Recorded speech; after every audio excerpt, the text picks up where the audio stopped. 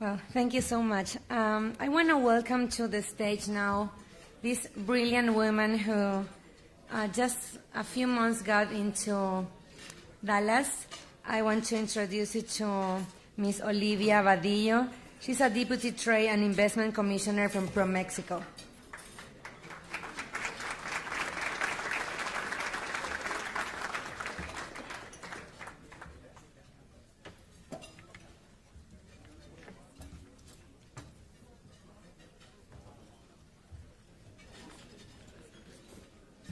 Hi, good night, everyone. It is a great honor and pleasure for me to have the privilege of addressing you in this important event. I want to thank especially Juan Miguel for this opportunity. Thanks so much. The bottom line of Promexico's participation in this event is that no matter how strong our economy's ties already are, no matter how interconnected our business communities already live, and even if we constantly are our main or second most active trade partners, we cannot forget that we must continue to work together to enhance such a privileged relationship and foster our bonds even more. Our communities know that the path to prosperity is a shared one, and this is why I'm thrilled to address you here today. I think the first thing, I have a presentation, but I don't think it's ready yet. First, I'm going to start telling you what we do as ProMexico. We are the trade and investment agency of the Mexican government. We are in charge of promoting products and services from Mexico. We are in charge of attracting foreign direct investment, and we are in charge of bringing Mexican companies to invest here and to establish here. For us, we have a lot of work as the ProMexico office in Dallas. We're in charge of the northern part of Texas, and we're in charge of other 6 states. As ProMexico, we have 30 offices in Mexico. We are represented in every state of Mexico.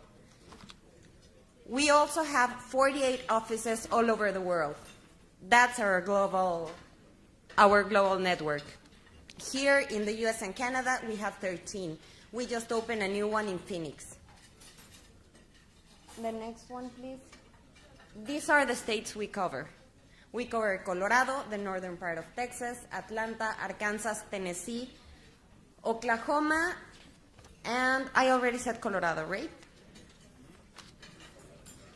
We have national and international alliances.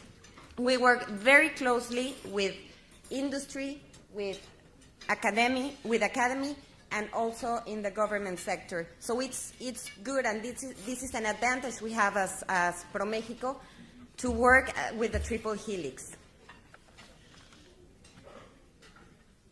Our 3 main goals, as I already said, are exports, internationalization, and attracting foreign direct investment. I'm going to start with exports. We have 4 models for exporting. The first one is demand. Demand is a company from the US, from one of these states, asks us for something, a product or a service, and one of our offices in Mexico show us what they have, what kind of companies can be the suppliers. The other one is, next one. I missed one, the supply.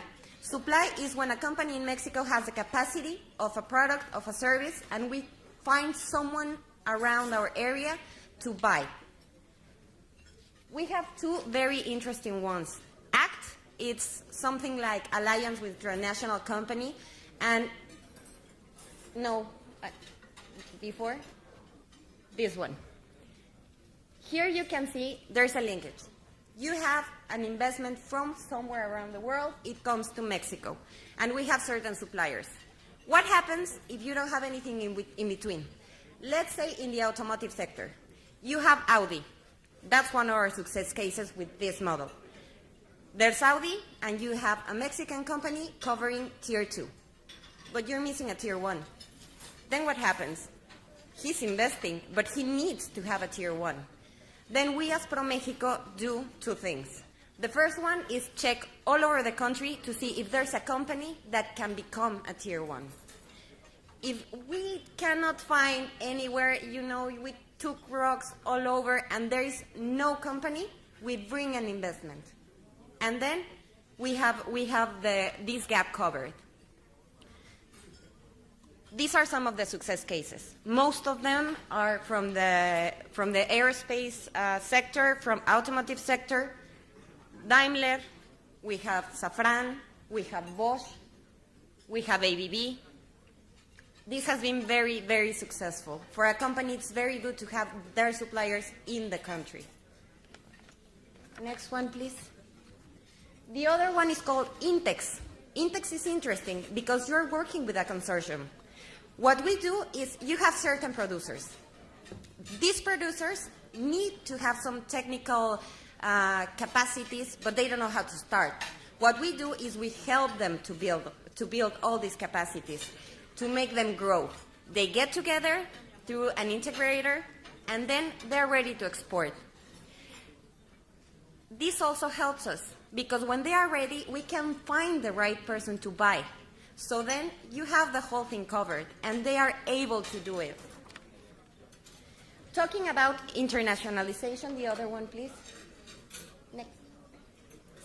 We have companies abroad. Things are changing all over the world. And some of the companies that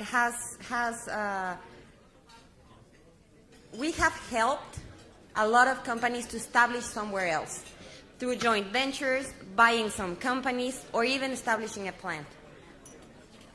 Next one, please. Next.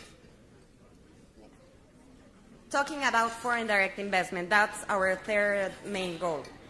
According to A.T. Kearney, it was published in the Foreign Direct Investment Confidence Index that we are number 12.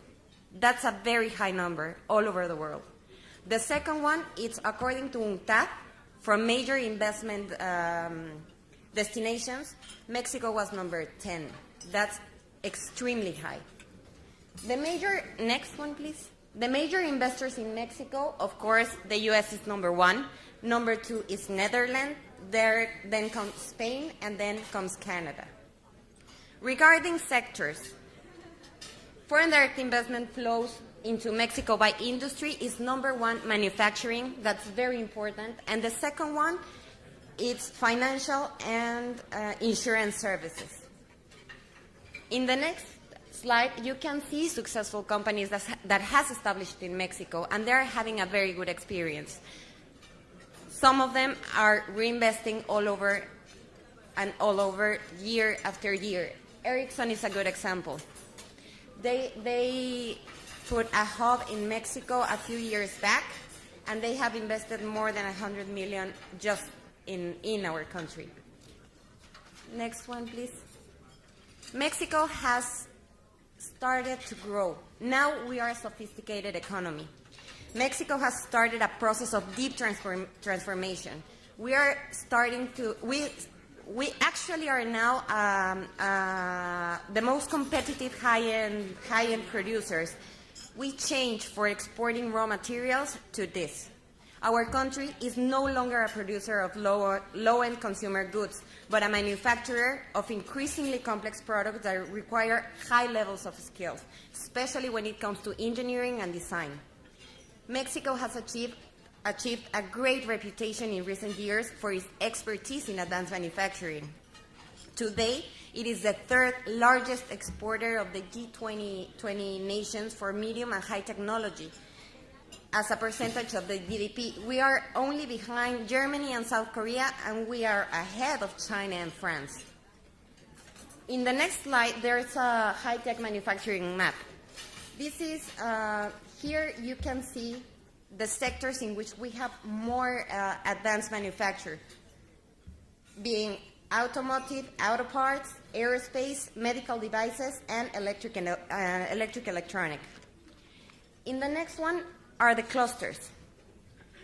We have presence of clusters all over the world, all over our country, and they are starting to grow even more. They are very linked to the Mexican Association of Industrial Parks.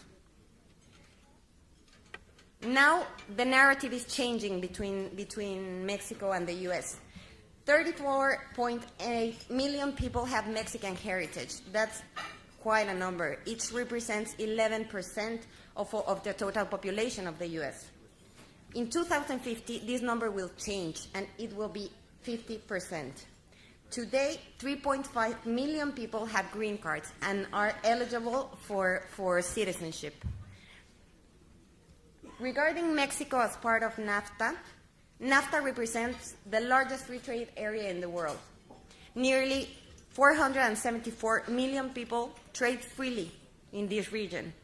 Mexico has more than 50 line crossing with the U.S., as well as logistics corridors that allows us to connect quickly with the western and eastern parts of the U.S. and Canada.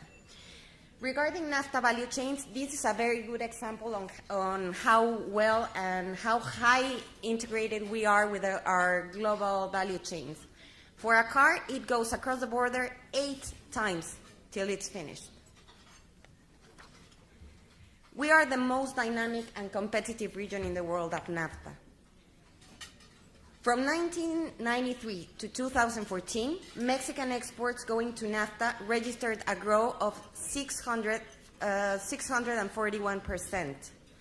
Mexico's border has we are the 10th largest border. We have the 10th largest border in the world. It has the same distance than if you go from Madrid in Spain to Kiev in Ukraine. Trade between Mexico and the U.S. in cars and their parts, going with automotive industry, total $126 billion. This figure is larger than all the trade we have with Europe, the European Union, and with Latin America and the Caribbean combined. Mexico exported to Texas $90 billion in 2014. This represents almost a fourth of our total exports. Texas is our main market in the U.S. To be fair, if Texas was a country, it will be the second trading partner of Mexico. Our bilateral trade equals the GDP of a country like Romania. And in the last 6 years, the trade between Mexico and Texas has remained strong and very steady. For example, from 2008 to 2014, it grew 1.5 times. The top 10 products we export to Texas come especially from oil and gas, advanced manufacturing, and the food industry. According to some numbers from Promexico, and this is an estimation, in 2003, there were 4 projects by 4 companies that accounted for $257.9 million in foreign direct investment. After 11 years, the total of companies that had invested are 55, and the projects have grown to 77, and it accounts for $4,311 million.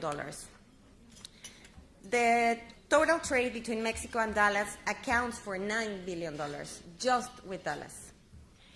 There are a lot actually of Texan companies in Mexico, but just to name some, we have from the IT sector, we have Dell, AT&T, which is a big one. The consumer goods sector, like Kimberly-Clark. The chemical sector, Celanese. They actually invested a few months back again in Mexico. Manufacturing sector, like Lennox International. And metal sector, like Trinity Industries. There are some Mexican companies in Texas, and I'm sorry I didn't put Mission Foods. Like Cemex, they are in Odessa and Balcones, Texas, and they have a presence in 16 other states, Texan states. Prolamsa, that is in Houston and Laredo, and Bimbo.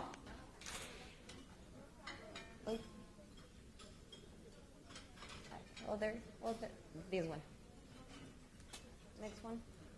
This is our network here in North America. We work very close with, like I said, with government, with academy, and with the private sector.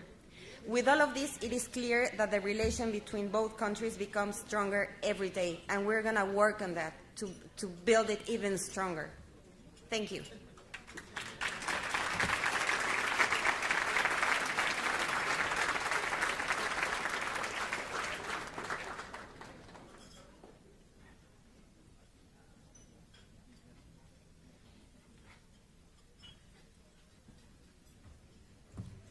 Thank you so much, Olivia. Thank you so much for being here tonight.